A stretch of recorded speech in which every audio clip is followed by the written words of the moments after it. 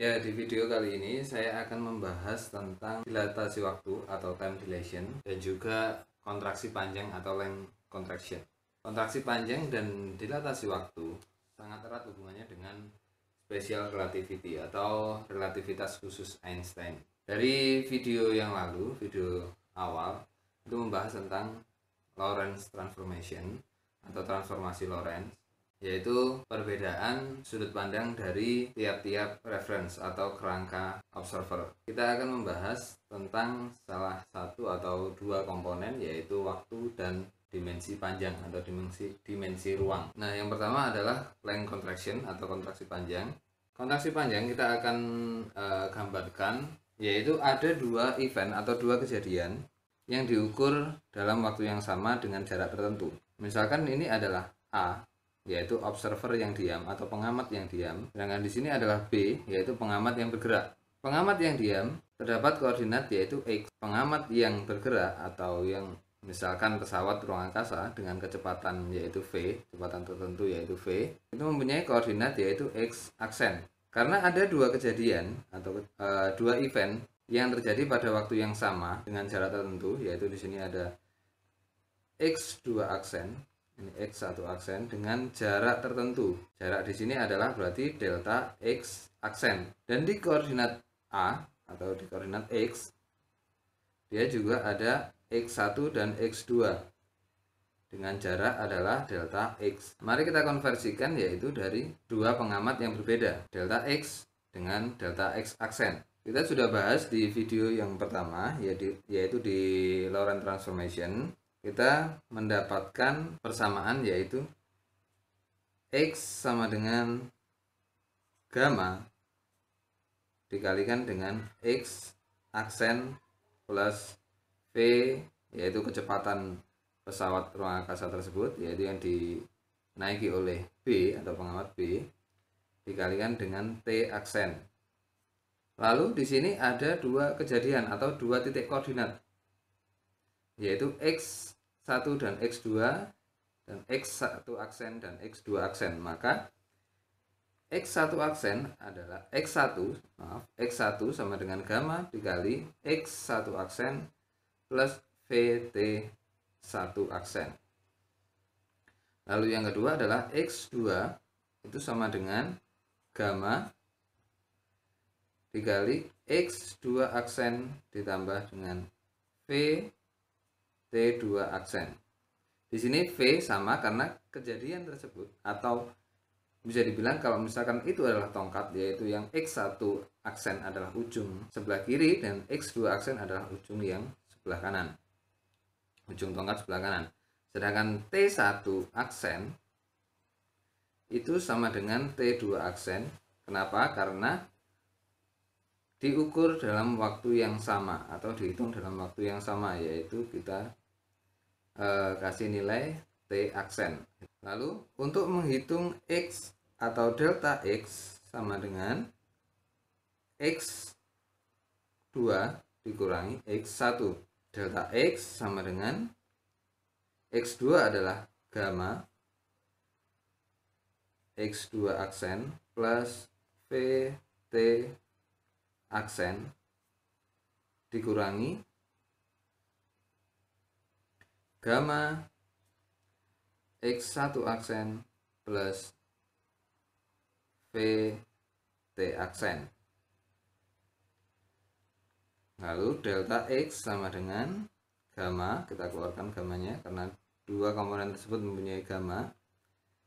X2 aksen minus X1 aksen plus VT aksen minus VT aksen. Di sini ada komponen yang sama, hanya beda tanda positif dengan negatif, maka kita bisa coret, kita bisa hilangkan, sehingga tersisa delta X sama dengan gamma dikali X2 aksen minus X1 aksen, yaitu sama dengan gamma dikali dengan delta X aksen. Terlihat bahwa delta X itu sama dengan gamma dikalikan dengan delta X aksen. Delta X aksen berarti delta X aksen sama dengan delta X dibagi dengan gamma. Kalau kita lihat di buku pelajaran atau di Wikipedia, kita akan melihat simbol bukan lagi delta X, tapi adalah L, yaitu mewakili delta X aksen, sama dengan L0 atau panjang oleh pengamat yang panjangnya sebenarnya di pengamat yang diam dibagi dengan gamma. Nah, gamma di sini adalah 1 per akar dari 1 minus V kuadrat dibagi C kuadrat. V kuadrat di sini adalah kecepatan dari pesawat ruang angkasa tersebut, pesawat pengamat yang bergerak, dan C adalah kecepatan cahaya. Dimana jika ini dihitung, maka akan menghasilkan misalkan 1 dikurangi V kuadrat per C kuadrat, itu akan menghasilkan 0 sampai dengan 1. Kenapa bisa begitu? Karena V di sini anggap saja V kuadrat di sini, karena tidak mungkin lebih dari C kuadrat, maka V kuadrat kita misalkan sebagai 0,9 C kuadrat. Jadi kurang dari C kuadrat, kurang dari 1 kali C kuadrat, yaitu 0,9 kali C kuadrat. Dibagi dengan C kuadrat, maka akan menghasilkan 0,9, sedangkan 1 dikurangi 0,9 adalah 0,1. 0,1 diakarkan adalah kemungkinan kurang dari 0,1. Maka 1 dibagi 0,1 adalah lebih dari 1. Nilainya gamma adalah pasti lebih dari 1. Sedangkan jika V adalah 0 atau pesawat tersebut tidak bergerak, 0 dibagi C kuadrat hasilnya adalah 0. 1 dikurangi 0 adalah 1. 1 diakar adalah 1. Maka 1 dibagi 1 adalah 1. Jadi gamma kemungkinan adalah lebih dari sama dengan 1. Bisa lebih dari 1, tapi tidak mungkin kurang dari 1. Maka di sini adalah gamma di sini nilainya adalah lebih dari sama dengan 1. Maka L sama dengan L0 atau panjang asli, maksudnya panjang yang ada di observer A atau pengamat A, itu dibagi dengan suatu nilai yang lebih dari 1. Maka hasilnya adalah, atau suatu nilai, misalkan 5 dibagi oleh 1, maka hasilnya adalah tetap nilai itu sendiri, yaitu 5. Tapi kalau 5 dibagi suatu nilai yang lebih dari 1, anggap saja 2, maka hasilnya 2,5 atau pasti lebih kecil daripada nilai itu sendiri atau nilai 5 itu. Maka di sini sudah bisa dipastikan bahwa L di sini itu adalah kurang dari L0. Jadi L adalah kurang dari L0. L dimaksud di sini adalah panjang yang ada di observer yang bergerak, panjang yang ada di pesawat ruang angkasa dilihat dari observer yang diam, atau panjang yang ada di B dilihat dari A. Jadi bukan panjang sebenarnya. Jadi panjang yang ada di kerangka yang bergerak dilihat dari kerangka yang diam, itu akan terlihat lebih pendek daripada panjang aslinya. Jadi itu adalah pengertian dari length contraction atau kontraksi panjang. Intinya adalah jika panjang tongkat, anggap aja tongkat, dibawa oleh B, tongkat dibawa oleh B di pesawat ruang angkasa tersebut adalah panjangnya 1 meter, maka tongkat tersebut dilihat dari observer A atau pengamat A, panjang tersebut tidak sampai 1 meter, kurang dari 1 meter. Jadi terlihat kurang dari 1 meter. Jadi bukan menyusut atau seperti apa, tapi terlihat kurang dari 1 meter. Tapi sebenarnya panjang itu adalah 1 meter. Hanya terlihat menjadi kurang dari 1 meter. Kita akan lanjut di time dilation atau dilatasi waktu. Ya, apakah itu time dilation atau dilatasi waktu? Misalkan ada observer A punya jam atom. Nah, prinsip kerjanya adalah seperti ini. Di sini ada penembak atom. Dia akan bergerak dari sini ke sini. Di sini ada pemantul atau cermin. Dia akan bergerak kembali ke sini. Nah, pada waktu ditembakkan dan dia kembali ke detektor, di sini ada detektor, dia akan menghitung 1 detik, jadi akan bertambah 1 detik. Tiap kembali ke detektor dia akan bertambah 1 detik. Tiap kembali ke detektor dia akan bertambah 1 detik. Seperti itu. Sedangkan di observer B atau kerangka B, kita nggak bilang observer B ya, kita bilangnya adalah kerangka B. Kenapa? Nah, di sini kerangka B di sini adalah dilihat dari A. Jadi kita menghitung segala sesuatunya adalah dari A, dari sudut pandang A untuk kerangka B. Jadi ada di sini adalah kerangka A yang dilihat dari A dan kerangka B yang dilihat dari A. Seperti itu. Pada waktu sama dalam keadaan diam, di sini juga ada di kerangka B juga ada jam atom. Di sini ditembakkan mulai dari sini. Detik pertama atau detik ke-0 ditembakkan sama atau bersama-sama dengan jam yang ada di A.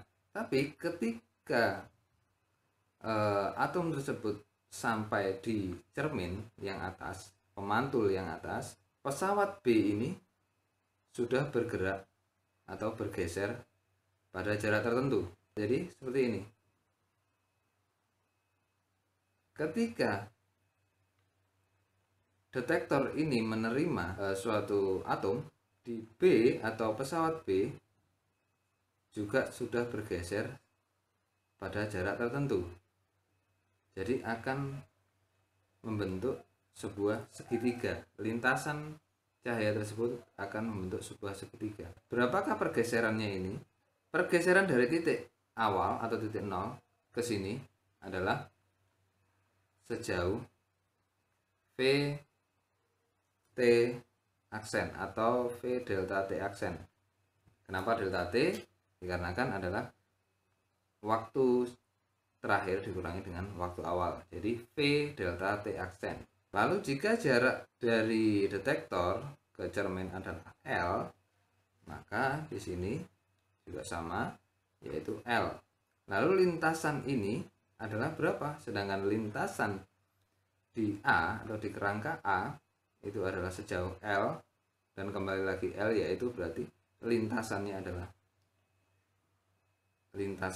sejauh 2L, karena 2 kali bolak-balik. Sedangkan di sini tidak lagi 2L, karena di sini adalah lebih panjang, lintasannya lebih panjang. Sedangkan kecepatan cahaya di kerangka A sama dengan kecepatan cahaya di kerangka B. Sedangkan lintasan di sini atau panjang lintasan cahaya di sini lebih panjang. Apakah lebih panjang? Coba kita lihat. Apa saja di sini adalah, kalau ini adalah S, maka di sini adalah setengah S. Atau kita misalkan huruf lain yaitu R. Biar tidak rancu. Berapakah huruf R di sini? Kalau kita lihat di sini adalah segitiga siku-siku. Atau kita bisa gunakan rumus Pythagoras. R di sini adalah R sama dengan akar dari, karena dari titik awal dan titik akhir adalah V kali delta T aksen, maka setengah dari ini adalah setengah V delta T aksen. Maka setengah V delta T aksen dikuadratkan ditambahkan dengan L kuadrat. Jadi sisi ini kuadrat ditambahkan dengan sisi ini kuadrat menghasilkan R. Diakarkan menghasilkan R. Tapi di sini kita akan berbicara tentang waktu. Lalu yang S ini atau di kerangka A, waktunya kita dapat adalah di sini jarak adalah kecepatan dikali waktu. Sedangkan kecepatan di sini adalah kecepatan cahaya. maka S sama dengan C kali T. Di sini adalah S sama dengan C kali T, maka 2L sama dengan C kali T. Lalu di sini adalah T, di sini adalah delta T, di sini adalah delta T, di sini juga delta T, maka delta T itu sama dengan 2L dibagi C. Itu adalah waktu di kerangka A, dilihat oleh observer A.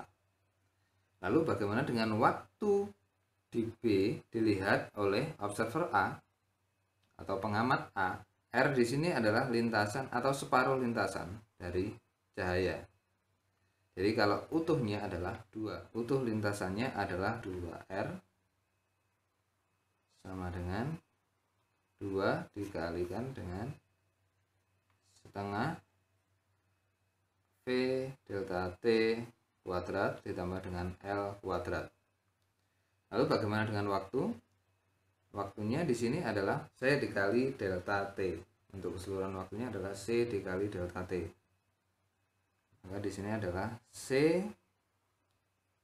dikalikan dengan delta T sama dengan 2 kali akar setengah V delta T kuadrat plus L kuadrat. Di sini saya akan pelan-pelan, yaitu step by step. Jika ada perubahan akan saya tulis berurutan. Saya tidak akan meloncat-loncat. Nah, di sini adalah C delta T sama dengan 2. Ini jika kita masukkan ke dalam akar maka menjadi 4. Akar 2 adalah akar 4, maka akar 4 dikalikan dengan akar ini akan menjadi seperti ini. 4 kali setengah adalah 2. Di sini kita kuadratkan juga, di sini 4, tetap kita terus 4. Lalu di sini dikuadratkan menjadi 1/4 kali V kuadrat plus delta T kuadrat dikali delta T kuadrat ditambah dengan L kuadrat. Lalu C delta T sama dengan akar dari di sini ada kurung 4. Di sini adalah kita masukkan L di sini akan menggantikan L di sini. Berarti 2L ini adalah C kali delta T, maka L sama dengan C delta T dibagi 2. Nah, berarti 1/4 V kuadrat delta T kuadrat ditambah dengan, karena ini dikuadratkan, berarti C kuadrat delta T kuadrat dibagi dengan 4. Maka C delta T sama dengan, di sini adalah C delta T aksen. Nah, karena di sini adalah menghitung waktu di B yang dilihat oleh kerangka atau dilihat oleh observer A. Maka di sini adalah delta T aksen. Di sini juga delta T aksen. Nah, karena ini adalah di kerangka B. Di kerangka B yang dilihat oleh observer A.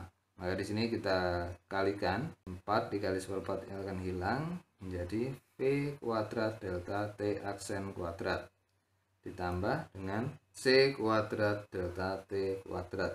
Maka jika ini dikuadratkan, C kuadrat delta T aksen kuadrat sama dengan V kuadrat delta T aksen kuadrat ditambah C kuadrat delta T kuadrat. Lalu delta T aksen kita pindah ke sini semua, jadi adalah C kuadrat delta T aksen kuadrat dikurangi V kuadrat delta T aksen kuadrat sama dengan C kuadrat delta T kuadrat. Hasilnya adalah dibagi C semua menjadi delta T aksen kuadrat dikurangi V kuadrat dibagi C kuadrat delta T aksen kuadrat sama dengan delta T kuadrat. Delta T aksen kuadrat kita keluarkan menjadi delta T aksen kuadrat 1 dikurangi V kuadrat per C kuadrat sama dengan delta T kuadrat. Delta T aksen kuadrat sama dengan delta T kuadrat dibagi 1 minus V kuadrat per C kuadrat. Hasilnya adalah, jika kita akarkan menjadi delta T aksen sama dengan delta T dibagi akar 1 minus V kuadrat per C kuadrat. Nah, kita mendapatkan delta T aksen sama dengan delta T dibagi dengan akar 1 minus V kuadrat per C kuadrat. Maka hasilnya adalah delta T aksen. Ingat bahwa gamma adalah sama dengan 1 per akar 1 minus V kuadrat per C kuadrat. Maka di sini adalah kita pisahkan menjadi gamma dikali dengan delta T. Dimana kita ingat bahwa gamma nilainya adalah pasti lebih dari sama dengan 1. Nah, ya ini lebih dari sama dengan 1. Maka delta T aksen atau waktu di kerangka B yang terlihat oleh observer A atau pengamat A itu adalah lebih besar. Waktunya adalah lebih besar atau lebih lambat.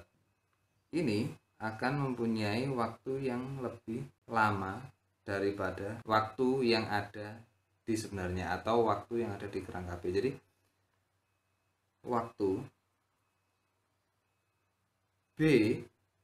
waktu B yang dilihat dari A dilihat oleh A atau dilihat dari A itu terlihat lebih lambat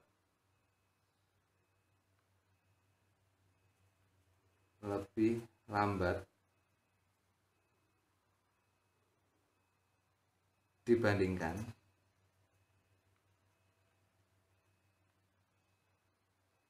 dengan waktu A yang dilihat oleh A. Jadi waktu B yang dilihat oleh A itu akan terlihat lebih lambat dibandingkan dengan waktu A yang dilihat oleh A.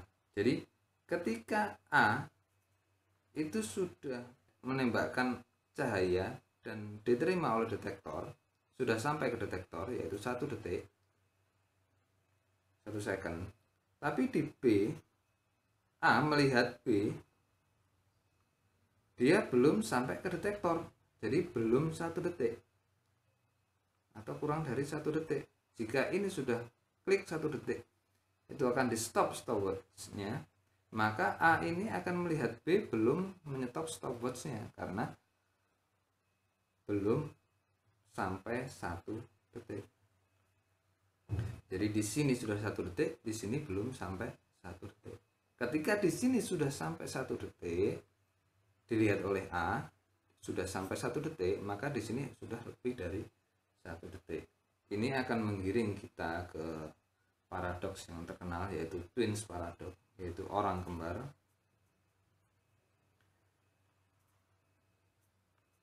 Jadi ada orang kembar identik, benar identik, lahir di waktu yang sama dan akan menua bersama, tapi ketika salah satu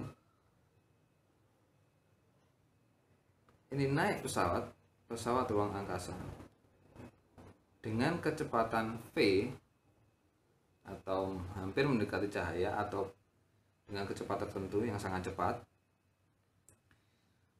maka untuk paradoks twin paradoks atau paradoks kembar ini, ketika dia kembali ke bumi,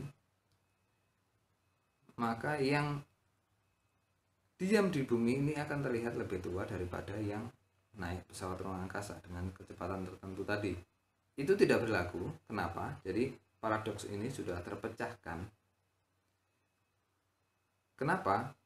Karena untuk special relativity tidak mengenal namanya perlambatan atau percepatan.